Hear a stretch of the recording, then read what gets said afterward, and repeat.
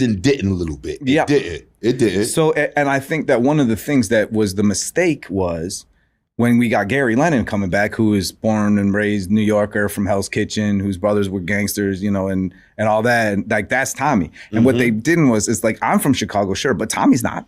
Exactly. And then when they had Tommy, like, oh, but then Tommy, they were saying some stuff in some of the lines where I was like, wait. Because they were like, oh, Tommy would vacation in Chicago or something for the show. I was like, how?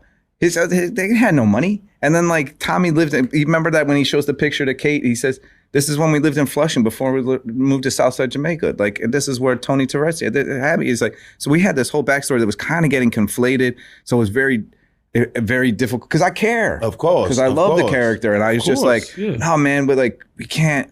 This, and then also just in terms of the gang history in Chicago, just didn't feel totally right in the to first me one, in the yes, first. yes. And then when Gary came in, Gary's like, well, all right, talk to me. What did we get? I said, first off, Chicago is the third most populous Mexican population in the world.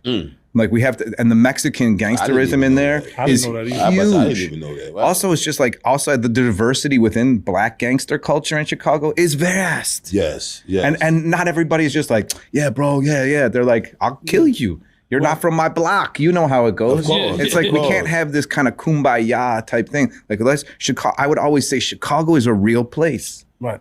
Let's show Chicago. And I think that we got there in a big way.